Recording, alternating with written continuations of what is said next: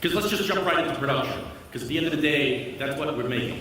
And we've got a great panel today. Hey, fellas. Good to meet you on the call. Thanks for coming. So this is a great panel. I'll tell you why. Very often when you go to these summits, you listen to panels, it's 5 people and they all do the same thing for a living. However, this panel was devised so that there's production, programming, tech, and operations. So we could have a really solid conversation and get a lot out of it. So I thank you guys in advance. Good morning. And Matt, I'll always start with you and come toward me, and let's, who are the people in the neighborhood? Let's give a little intro. Matt? How's everybody doing? I'm Matt Celli. I'm with the NBC Sports Group. I am blessed to be able to have 2 distinct roles with them. I'm the head of production technology and innovation, and I'm also the coordinating director for esports. A lot of you probably aren't aware, we've dipped our toe in that space recently with 2 Rocket League events over the last 2 years and an NHL Gaming World Championship last year, and we're excited to be a part of this space. I'm Corey Dunn. I'm the executive producer at NGAGE Esports. Currently, I've been working on Esports Stadium Arlington with a couple others as we go along. I've been in esports, actually started as a shoutcaster, so you probably have heard that term. I started off as a shoutcaster in 2004, so I've been in this for a little while now, and I've been really more so focused in directing and producing over the past 8 years now. Hi everybody, I'm Frank LaSpina. I'm the senior supervising producer of Overwatch broadcast. For those of you uninitiated, the Overwatch League is a city-based franchised esports league that recently concluded its inaugural season. Since then, we've signed 8 additional teams, so we're now 20 teams strong. For the Overwatch League, my role is typically equated to that of an executive producer in traditional broadcast. So I'm responsible for sort of the overall look and feel of the broadcast, the logistics that go into making that happen, the staffing, the producers report up to me, and yeah, we make things and we love it. Hi, I'm David Lee, VP of Operations at ESP Gaming. I head all ops and production for the company. We're probably best known for our white label work for companies such as Amazon and Microsoft. We recently launched the World Showdown in Esports, or WSOE, which is a play on the World Series of Poker, or WSOP, which our sister company has been doing for the past 7 years. Hi, I'm Dave Stewart from Riot Games. I'm the executive producer of our North American League Championship Series and also one of the broadcast leads for our international tournaments. I'm really excited to be here. Thanks for having me. You guys are crushing it. I know what you guys do, and you're crushing in esports. Let's start out with a little something I like to call storytelling. Those of us who grew up in sports television, especially those of us who were fortunate enough to grow up under the Dick Ebersol, Don Ohlmeyer, coming from a Roone Arledge world, we've learned early on that it wasn't necessarily just about game action and play action in as much as storytelling. It's the root of what so many of us in this room engage in. And storytelling is a big part of it, obviously. In linear broadcasts, we all know how to tell stories. You send out a crew, you do a feature, a profile, and or have the announcers riff a little bit. Is storytelling possible in esports? Frank, if we could start with you, and also before you start, thank you yesterday for opening up the Blizzard for a lot of us. We really appreciate it. It was a great day. It was our pleasure. Thank you so much. Thank you. Thank you. But Frank, we'll start with you because you've got the mic. Is it possible to tell stories? Is storytelling a big part of esports? Frank? I absolutely think storytelling is a big part of esports, and I think when you talk about storytelling, in my mind at least, there are 2 distinct paths for storytelling. There's the sort of predictive level of storytelling, so when we get ready to set up a desk segment, get ready to kick off a game, like we know the stories that we expect to emerge. So those are the things that you can do with, player features, pre-match interviews. Like this is where you're laying the foundation for your story. And so I think what's difficult about esports, or where the opportunity is in esports, comes from storytelling within the match itself. Because ultimately, your game script can be completely blown up by somebody just having a terrific game. And if you're not prepped and prepared and built a workflow that's adaptable and flexible, you're going to end up with a bunch of assets for a player that's having a terrible game.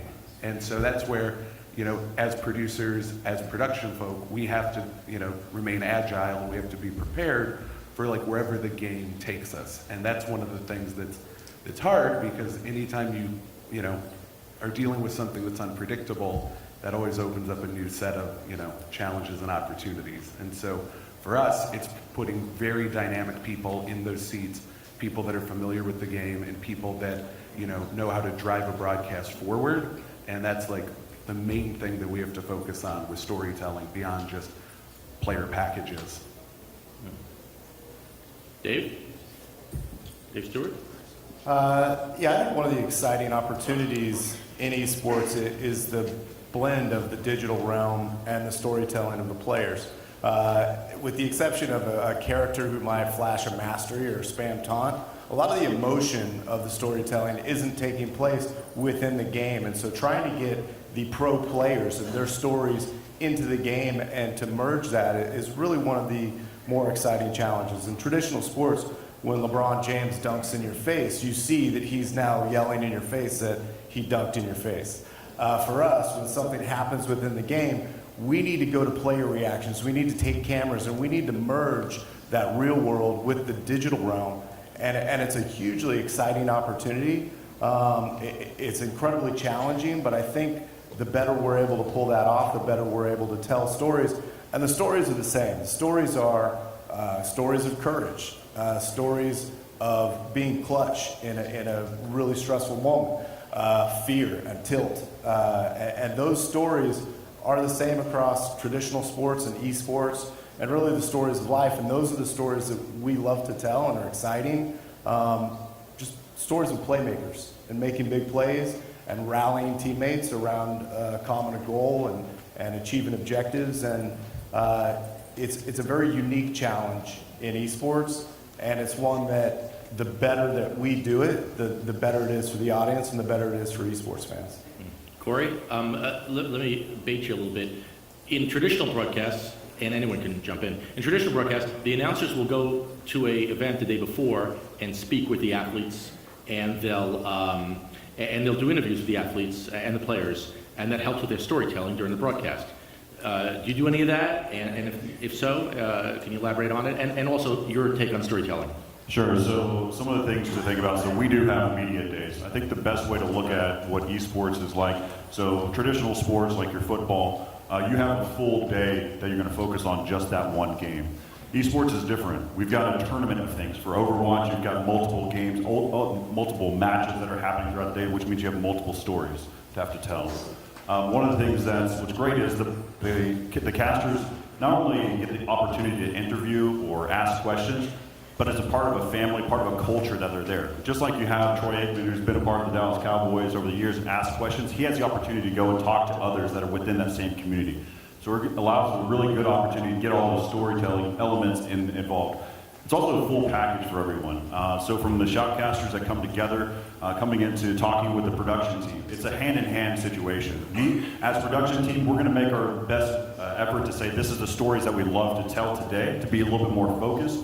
But as for the casters, they're going to come at us with something else that we just did not know. I mean, the reality is the casters, they get the chance to spend so much time with each of these players as they go along. The other element that we're talking about storytelling is being focused. There's a lot of times, and especially in esports, that's difficult, is we have so many different types of stories that we can tell, but for the audience, they need to have something to attach to. I think if we tell too many stories, and we try to jump and bounce around between different stories, the audience doesn't have anything to really attach to. Whether you're talking about a player being so successful and a hero of the game, if they're not a successful hero in that game, then the audience knows that wasn't an element. So they can go, okay, great. Similar to like what poker does with the percentages. Giving someone something to know that goes, wow, they have an 80% chance that they may lose, but when they win, it's something bigger and better. Right. Anybody else? Yeah, one of the things, and like I mentioned before, we're sort of new to this space. One of the things that we found really interesting when doing one of our events is sometimes you get that magic moment with some of these competitors. And, you know, we've talked about basketball and football, and these guys who are in those professional realms have been doing that since they were 10 or 12 or younger. And in this space, and while some of these competitors are still on the younger side, they haven't been exposed probably to, you know, larger type of tournaments and the kind of money that you can win. And one of the things that, as I'm an outsider to what you guys live in this space, that we were really surprised by is the nerves of some of the competitors and the shaky hands and the sweat. And it sort of gives you that magic moment of, wow, I'm going to be able to get a great shot of this kid getting this goal to be able to win this tournament because of it's important to him. It's not just the X amount of dollars, but because he wants to help out his mom. It's those kind of stories that we end up getting on those media days that we can sort of push and drive that kind of content home. One thing along those lines that's been really relevant for me is that the audience expectations are different in esports. I think some people assume that it's just a same sports audience that's also there for esports, but when we've had lose side moments, when we've had those moments of the agony of defeat, sometimes we've had audience expectations where it's like, why would you show that? That's mean or that's cruel. And yet, like, from an audience empathy, showing the kid trembling, showing a player like who's just been crushed and had his dreams deflated is actually the kind of storytelling that over time and over trained expectations, you then begin to root for that player more. You want him to win. The next time you see him play, you're like, oh, I remember when he was crushed in Vancouver, and I hope he pulls it off this time. And that's something that's been a real exciting challenge for me, is to try to learn the audience and learn the audience's expectations, and also try to develop those and kind of grow those as we go. That's amazing. So I guess the storytelling and the compassion is leading to allegiances. Here's my question, especially because of the demographic that we just learned about. Does that lead and carry over to social media? Are we talking about this after the game? Unlike a lot of linear broadcast, traditional broadcast, is that bleeding into social media as a virtual post show? I'd say absolutely. I would imagine. And if so, where?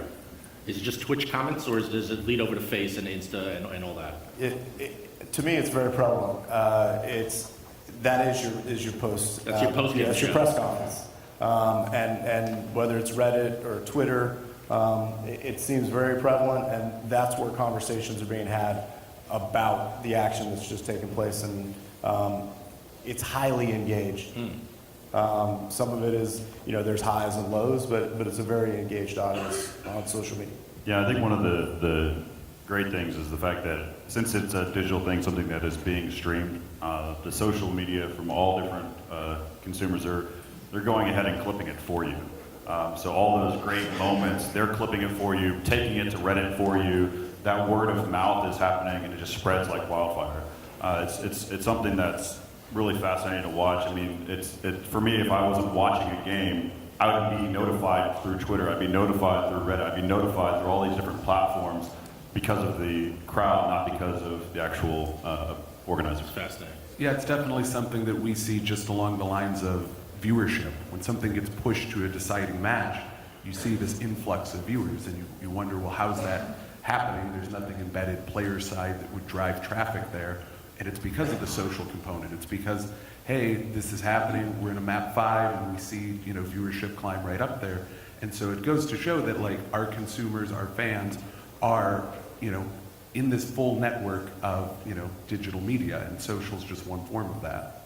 Yeah, I think, Dave Lee? I think Twitter and Reddit are definitely your two most prominent social platforms, along with Twitch chat, which is just live, embedded next to the stream. I think storytelling back into this, a lot of the times, Twitch chat is your meme generators. It's going to help you drive your storylines as well, because you get to see the reactions of the viewers real time. And one of the big differences between traditional sports and esports, I think, is that esports is heavily driven by the grassroots community. So people deeply, deeply care about this. It's not just people just casually streaming, tuning into the broadcast. These are people that are very invested into the experience. So I think a lot of the times you can draw from that audience to drive your storylines and accent your broadcast and emphasize your broadcast based on the reactions of the community. I just have one quick note. So The difference in generations that we're talking about now with the millennial demographic is they love to publish themselves. And so giving the opportunity to clip something and publish something is great, because that's where you get that social wildfire that I was talking about, because they want to be a part of that, to share that, and it's a message that they see as original content that they've shared to the rest of the community. And this isn't just boasting, right, Corey? This is also sharing the story. Look what we did today. It's not just about boasting or tagging, but it's about recapping and storytelling, which is amazing. This is like a whole panel for next year, Ken. I'm not joking. The whole fact that because of the demographics, some of the numbers that actually Nicole Pike shared with us, social becomes the post-show and press conference, as you put it, Dave, for this. Let's segue into game action. So in traditional, we keep saying, today the drinking game will be how many times we say traditional sports broadcast. But because that's how we compare and contrast, obviously. But moving forward, game action. So at the end of the day, we've still got to watch something. And a lot of people say to me, esports, because I'm doing a lot of esports. There are people that, esports, what are you doing esports? I'm like, then you never watched it. You have to watch it. You have to get engaged. And the people who say, they never watched it. So game action.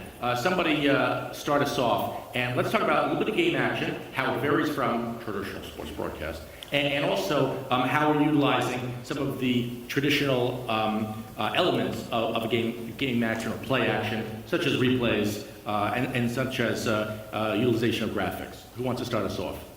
Corey, start us off. All right.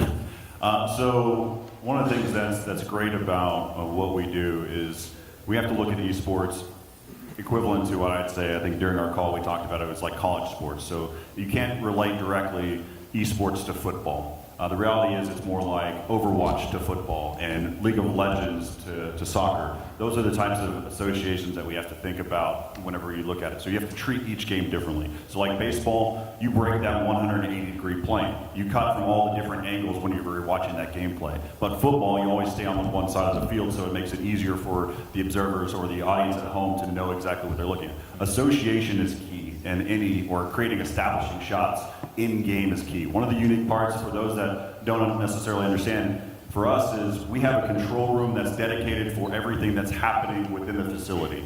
For esports, we've got an actual observer room for most cases, where we have those that are just dedicated to what's happening inside the game. And so with that, it allows us to really have a full story that we're telling together. So as a producer for what's happening in the venue, I'll showcase and say, I want to talk about a French player named Kenny S, who's going to have an awesome moment here. Go ahead and jump to that player, and I'll talk with my observer team, who will then tell that story from there. So it's a full collective that happens together. Frank? Yeah, one of the major obstacles that you have to overcome in most esports, certainly in the esport that I produce, is the objective and how you explain the objective to the viewer and how you capture the objective. Obviously, a lot goes into basketball, a lot goes into the strategy around it, to calling plays, to coaching, but there's a pretty simple fact: you cannot score without the ball. So at a super high level, as long as you make sure that every time the ball goes in the bucket, it's on the stream or on the broadcast, everybody is seeing all the scoring. And in esports broadcasts, especially in Overwatch League, you're dealing with 12 players, all who have supernatural abilities, on a digital map that, if it was a physical space, would be miles by miles wide. And they're all working on a coordinated push or attack that has a different objective for each map.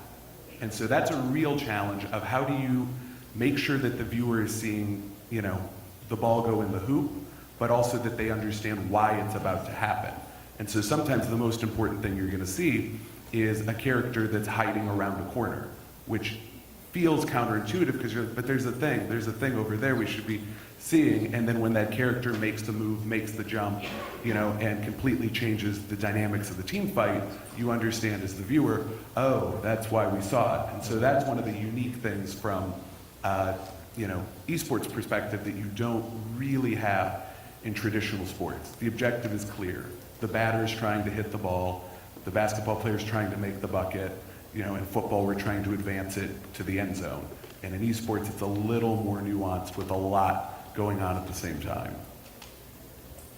70+% of what we do is in-game, and to me it's the most important part of what we do. We can have a lot of bells and whistles around that to get people to the game, but the game is where it really matters. Our observer team is very important to us, and we have and spectator technology to me is one of the real key aspects of esports. Our front row are all former observers and spectators who we found that their degree of expertise within the game was at such a high level that we invested in training them into the art of directing a show, into TDing a show, into being an AD. And we thought that the level up we gained from them understanding the game and what was happening and the storytelling within the game, whether it's through vision toggles or other aspects of what we can do in the spectator client, is really one of the most awesome things about esports productions. I've been in a lot of control rooms and in a wide array of broadcasts. I love just listening to our directors talk to our observers and the shorthand that they have. Our entire directing team were former observers. The director who directs most of our shows is a former LCS pro, a jungler, Clark Smith. He was a pro, he became a spectator for us, and then became the director of our shows. And the team we have, the shorthand that they speak in, all about the game, is really enriching, I think, for fans of esports and fans of the LCS. One other thing about esports that makes it very distinct from traditional sports drink is that the in-house experience at a Laker game, when Kobe Bryant scores, the in-house announcer will say, "Kobe Bryant," right? All of our casters are actually casting the game in-house. That is the experience, is listening to the game cast while you're watching it. It's not an in-house stadium announce. It's different than what you're seeing at home. And the storytelling there is very different for the in-venue experience, but it's very similar to what viewers are watching at home. Yeah, so one of the things I think distinguished me from the other gentlemen on this panel is that we've produced tournaments for over 20 games in the past year. And that's what differentiates, sports from, traditional sports from esports, is that the titles are ever changing, right? You'll always have your iconic Overwatches or, League of Legends, but, the next, 5 to 15 titles in popularity that all have their individual tournaments are always changing. So getting that, capturing the best gameplay, mastering the spectator experience, and having that rapport with the talented individuals that are going to be running your observer team become ever more challenging, because you can't just grow one team for a single game and stay and keep it that way, right? You have to build a new team for this game, a new team for a different genre, right? So you might have a first-person shooter for one show, and then the very next day you're doing a Rocket League, for example, right? So I think in terms of that, you need a lot more flexibility. You need to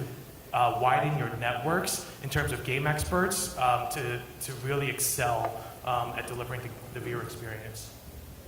Matt, you got anything? Yeah, just real quick. One of the things that we ended up looking at is how do we present the space to the linear audience? Our shows end up getting live streamed on Twitch as well. But how do we sort of get that person who's surfing, through channels and wow, they stop. Hey, what is this? And one of the things we looked at is, how do we present this to those guys? And we looked at it, and we used a boxing model where we had one guy versus one guy, or a team of two versus a team of two, and we treated it just like a combat sport, and we lit it like a combat sport in order just to sort of drive home some of the drama that may or may not come across so easily into television. And so when you add a pretty cool lighting component and a haze machine and we haven't gotten into cameras and that kind of stuff, but jibs and steadicams, it really sort of drives home that we're investing in this space, and we like it, and we feel really good about it. We want the viewers at home to look at this and say, wow, this is something I typically may not watch. I'm going to stick around and check this thing out. It's funny, you used the word combat sport. Is there anyone here who has their people, or yourselves, is any of the esports broadcast or streamcast? MMA-esque or WWE-esque. Maybe you want to call it the entertainment factor. Maybe you want to call it the shouting and combat factor. Is there any bleeding in between, or is there any commonalities between esports and MMA type of coverage? Yeah, so one of my counterparts, Jonathan Othone, he actually has really, it's a direct correlation. It's with the fighting game community. One of the things that's fascinating about that group, it is still underground, grassroots feel to it. So their shoutcasters are not traditional play-by-play commentators. They do not go into it telling you exactly that this player went from this point to another point. They're going into the fun storylines. They're talking about something else that's happening. If you think about Joe Rogan, we talk about what's happening during UFC or during MMA. It's not always directly correlated to what's happening there on the screen. So they're entertainers more than play-by-play casters. I do want to go back for just 1 second. I apologize. One of the unique parts about what we do, and from the observer side, is, as I mentioned before, the football field, baseball field. You can see every single player on the field at that time. In our space, more likely with first-person shooters, sometimes with MOBAs, you've got all these walls and other elements. You've got things that are actually breaking your plane for your line of sight to see all the action. And so you have to actually be able to figure out ways to capture each moment. That's why having the right observers in place to be able to know how to get those establishing shots first, and then diving into the action. So again, giving that player association. You mentioned also replays, which is another key pivotal point for what we do, is so being able to capture all the right moments. Replay is very important to us, but the biggest difference for what we do with replay is ours is data. Ours is dynamic. We don't necessarily have to ensure that our EVS operators caught everything. We can actually go back in time. Certain things like, and I'll let Frank talk about it, I won't steal your light for that. But there's different elements that allow us to go back in time and capture exactly what we need. Being able to show a certain moment whenever you wanted to see whether or not LeBron shot the three, we actually know for a fact that he shot the three because it's data. We know for a fact how long that ball was in the air because it's data. Those are all the key factors that allow us to be a little bit more successful because it's data, it's digital. So. On the UFC and boxing and the entertainment side, we've actually structured a tournament series based on that, right? So a lot of esports tournaments, you have a lot of generally introverted personalities who might, after winning $1 million in a tournament, they might say, yes, thank you, right?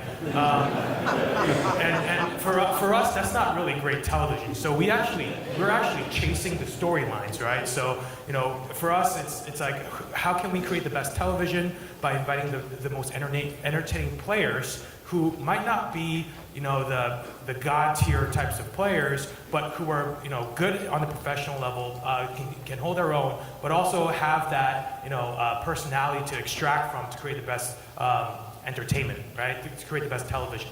So we actually modeled our series after the UFC and pro wrestling to kind of curate different matchups that are most interesting to carry those storylines and to almost curate those storylines. You guys brought up data, and data is so key. Yesterday we were at Blizzard, and someone had asked a question about whether or not they're using AR, like this RT, like a TNT starting 5 and it comes out of the floor, you know what I mean, the AR stuff. And that everyone's now tapping on. And the guy at Blizzard, I forgot his name, was the guy with the good hair. He said something like, I don't know who he was, but whatever, good hair. So he's like, all the traditional broadcasts, they're using AR to create graphics because they want to hit the younger demos and because they want to show that they can put, numbers together, otherwise known as data. And he's like, we already got data. We don't need to do the AR. We've played with it. We've thought about it. We don't need to do the AR. We've already got the data. And of course, Frank, you're using data to not only create, I guess, your graphics. Let's just touch upon graphics for a quick second because we talked about replays. Is the data utilized in graphics, or do you have a traditional guy sitting there with a Chiron or a Ross expression doing traditional graphics and such? Two things. One, I remember when I used to be the guy with the good hair. Yeah. Dude, don't get me started. I'll find out who the other guy.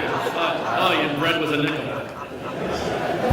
The other point is, so one of the things about esports that's actually really unique is other sports are on a mission to become more digital. How do we put sensors in things? How do we capture this? How do we then recreate the field of play in this digital space where then we can access it and deliver next gen stats? And in esports, you have the exact opposite problem. You have everything, and it's an overwhelming amount of data. And so for us, the challenge is, well, how do we parse that into something meaningful? So traditional sports works in the complete opposite direction of, oh, we wish we knew this. Let's figure out how to catch it. And for us, it's like, we have all of it. How do we make it meaningful? So how do we parse out what our average home runs and RBIs are? People in the sabermetrics world will tell you that doesn't really super matter, but that's become the iconic baseline. And so we're still trying to chase all of that down. We have a very robust stats platform that we can pull from. We have dedicated producers that are trying to craft the narrative around what are the stats that we should be surfacing and showing, and then we make that available online to some degree. And so we have all the data there. The bigger challenge is around how do we make it meaningful? How do you utilize the data to continue telling the story? Matt, you've got data. You're our data guy. Are you using data for graphics? Do you see data helping with the story? I would imagine. It's funny, all the leagues and broadcasters, like NBA is working with many companies that have sensors and they want to see the arc of the shot. You guys have that on a silver platter. Again, it helps with the storytelling. Matt, what are you doing with, and how do you see data helping this? Yeah, from an esports perspective, it's baby steps. This space is still just sort of really new, and we haven't figured out how to get all this extra data on the traditional sports and how to sort of relate that to people at home and visualize that. And outside of shots on goal for Rocket League or hockey, we haven't really delved into all the hours and hours and hours of reading material that you could actually get and regurgitate on the air to sort of drive home that storytelling and provide more information. It's a space we haven't really gotten into, and I think it's just because of how do you get all this information and say it succinctly, in between, your goals or your action or during your replays. Right, Dave Stewart? For us, it's a mix of, there's a lot of automation, but there is some manual entry. And to Frank's point, baseball has a 150-year history of using stats and developing stats. For many of us, it's 5 to 10 years, but the rate of acceleration of how to tell stories with those stats is super exciting. And I think gamers in general are already very spoiled or very accustomed to knowing statistics when they play a game, knowing what their CS is, knowing what their KDA is, and knowing the various statistical elements of their game. But finding ways to actually be additive to that for an audience that's very accustomed to stats is super exciting. And data mining from the game, it's all there. How do you pull it out and put it in a broadcast? We've seen things like using a barren power play to show a team's goal differential after they take a certain objective and how much they're able to leverage those advantages. We've only recently been able to put up inhibitor timers so that when it's going to respawn, the audience is now being spoiled with an abundance of statistical information that even as gamers who feel entitled to that stats information already are being spoiled again and again. And so it's a very important part of what we do and hugely challenging, but there's so much to unlock because there is an unlimited data flow. Yeah, I think one of the key elements, though, is understanding the audience that you're really trying to talk to. I think for League of Legends, you have abundance of stats and data already on the screen, but your audience base is ready for it. They know how to digest all of that information. As you were mentioning, Matt, is being able to talk to more of the linear audience. It's being able to give the right type of information to that style of audience. I know there's a lot of esports fans that are highly passionate, that know their games, the ins and outs, and they have certain bits of data that they care about. So I think it's really important whenever you're broadcasting is know exactly what audience you're trying to tailor to. It's very difficult to tailor to both, but just know that right middle ground where you're trying to hit and make sure you're very focused on that. Yeah, I think the sweet spot comes when you can deliver something that tailors to both.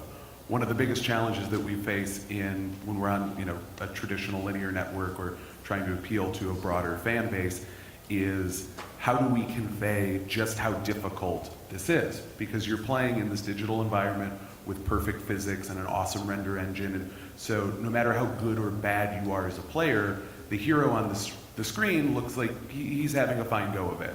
And what we have to convey is, no, this is really difficult. So one of the things we did for our All-Star weekend, we had a 1v1 Widowmaker tournament, and midway through the round, the decision was made like, hey, we have the positional data for that, right? Yeah. Okay, well, let's start flashing up, immediately following the shot, what the distance was. And so that gave people, in our community, something that was like, oh, that's interesting. And it gave people from outside a real world equivalent of, whoa, they just hit that shot from 100 meters away. Like, I know distance, that's far, that seems hard, cool. And it's just a very simple number of the higher the number, the harder the shot was. And so those are the type of things that we can do that make people feel like, I get it. And so that's, anytime you can surface some piece of data like that, that's a big win across, all audience. Again, storytelling. Part of game action is announcers and the announcers call. Briefly, because we don't have that much time left, is there any secret sauce to announcers of esports? Yeah, so again, since I came from doing shoutcasting in the very beginning and having the opportunity to be able to understand their play style, what they really care about, is really being able to sell them things right ahead of time, being able to give those pieces to them so they know exactly where they're going, what the storyline is. Also building rapport with them really helps be able to continue that storyline as you go through the entire broadcast. Anybody else? I think the passion. I think that you're going to see this in casting across many sports, but I've been very impressed by the work ethic, the passion, and the humility of many of the casters I've engaged with. We just did a lot of remote production while we were in Korea, and our team was supporting in LA. And a lot of people, there were some questions about whether or not they'd be able to deliver at a high level at 3, 4, 5 in the morning. But I think that the casting team that we have are all fans at their core. Is something that's very essential to success in this. And I think esports casters across the board depend and rely on their passion, and it really is a credit to their craft. I got plenty more to talk about, but did anybody bring a clip just to mix it up a little bit? Anybody bring a clip this morning that would help the point? No? All right, good job. So let's move on. No, we talked about it. So somebody, whatever. If there was Wi-Fi, we would stream that. Sorry? Hilarious. Good one.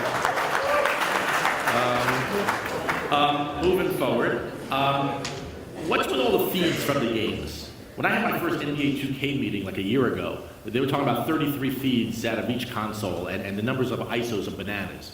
Could someone give us a point, maybe Dave Lee, maybe Matt, maybe any of you guys? What's with all the feeds from the games, all the replay elements, all the ISOs? It's just a lot. I can go. It's a big one though. So the way we've observed Overwatch esports has sort of changed over the years. So a couple of years ago, our setup was basically we had to duplicate each of the players' first-person perspectives and then route that into EBS. So you would end up with 12 channels that was just each person's perspective. That's crazy. In addition to that, we would then have our team of observers that all had their own individual assignments, and so that would end up being another 6 to 8 feeds. Currently, thanks to our development team, our workflow is a little bit different, to where we basically have 6 observers and a 7th person that acts as sort of the observer director. So the way that they sort of break themselves out is 2 of them operate like the drone or free cam style cameras, so the one where you're floating around the map, you're seeing it from a 3rd person perspective.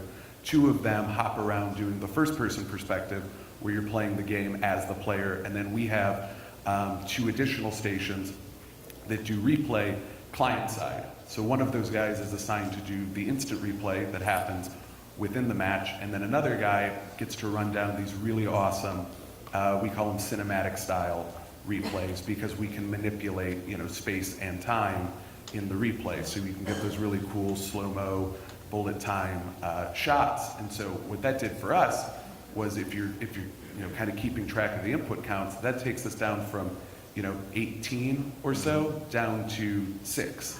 And the more we can put in the hands of those guys, the better it is for the production, because it's so much faster for those guys that are observing it to go back client side, re-queue, re-observe, and push it out, and we take it to air, than it is to go, oh, who was that? Oh, it was Taimu. Okay, which one's what number is Taimu? Taimu's on 4. Like, back it up, work with EBS, right. queue it up, play it, roll it. So, for us, by eliminating replay channels, our replays actually got much, much, much better, because it puts that control in the hand of the observers, and nobody knows the game better than they do.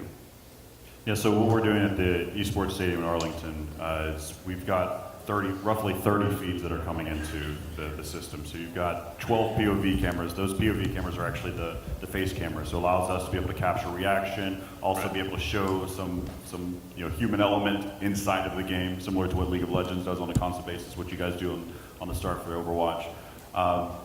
The key part of all of this, really about how do you limit the number of feeds, what Frank was getting to, is about being smart, really building a philosophy. So one of the things that we don't have on this panel is a group that's done Battle Royale types. So Battle Royale, your Fortnite, they're approaching it in a different way. So whenever I directed PUBG, which is similar to Fortnite, we had multiple observers that we had to think about and how to be able to build that. Some people would say a plan of attack is you've got 100 players that you have to pay attention to.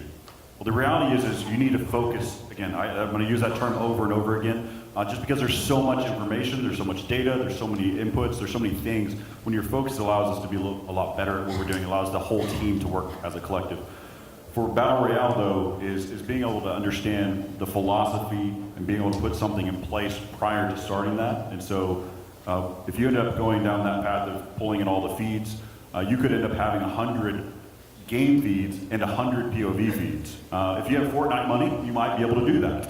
But the reality is you probably don't have that case, and so it's really about being smart of how you utilize your observers and be able to limit those numbers of feeds.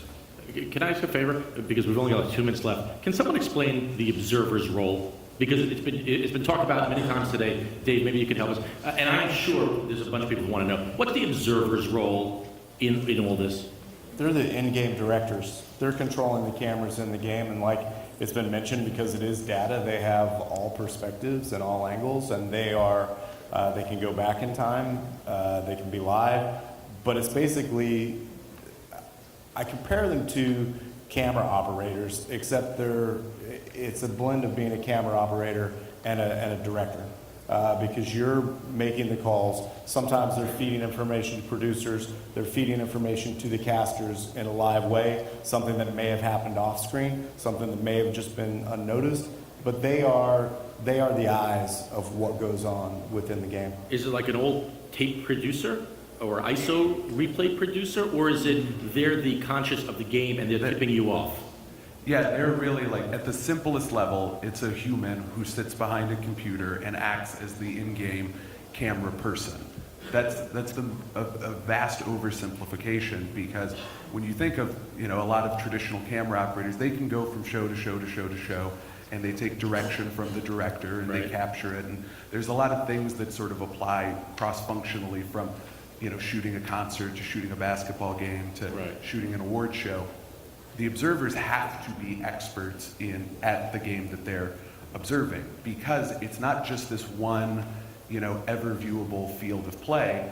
They each have sections of the map that only they're seeing. So their communication bidirectionally has to be impeccable, because they are reporting what they have on their screen up to the person that is switching the feed, and then they're also getting direction from the person switching the feed on like where they should cover. So it's much more of a real-time, divvying of assignments to capture the action than it is just strictly this is your shot, Right. this is what you need to capture. So they're very smart. Okay, we're pretty much out of time, but let's just take one more minute. Let's go around the horn. It can't all be roses. Let's talk about some of the challenges you have, but we got to be brief because we're out of time. Matt, let's go and just what are your challenges and maybe one or two lines on how you're overcoming them. Yeah, the one thing that was a challenge for us is that, again, being new to this space, the instant feedback off of Twitch was pretty significant for myself in general, quite frankly. I got spanked a bit. But it was really compelling, the fact that, hey, don't cut off of that shot too fast. I want to see the replay. Well, even though the replay is coming at, in between a break, had to be judicious with that because obviously knowing that Twitch audience and how important it is, sort of made us better in understanding what this space is. Corey? Yeah, so some of the challenge we run into is just, and I know that Dave, you run into this too, is just the amount of different types of games to be ready for. The fact is that we didn't know that Fortnite was going to blow up the way it did, and being able to adjust and be ready for all of those. Those are probably one of the big challenges for me, especially building out the esports stadium in Arlington, is knowing how to be ready for any type of game that's coming into play. So that's going to be an ongoing challenge, and I'm ready to accept it. Right? Biggest challenge would probably be creating a broadcast and surfacing information that is appealing to both a broad audience and to our most devoted fans. I think trying to stay within budget is kind of difficult because because in esports everybody's trying to one-up each other, right? And you're trying to go bigger and better every single time. So yeah, it's definitely a challenge. And I talked about it before, but I think just bringing the human element into the digital space and drawing forth these stories and getting the players, whether it's through cameras or their team comms or other things, but really like hero building within a digital realm is the biggest challenge we face, and it's the most exciting challenge too. Yeah, I would have also thought like camera operators and tape operators in traditional broadcast sports, you go into a city, you know that there's an NBA team there, you can hire local freelancers. Those of you who aren't lucky enough and or those of you who take the shows on the road, it's probably more difficult in terms of skill set for crew and such. But we've talked about that and we're out of time. So please thank our awesome panel. And we thank you. We'll bring Ken Kirschenbaum up. Thank you, fellas. Thanks very much.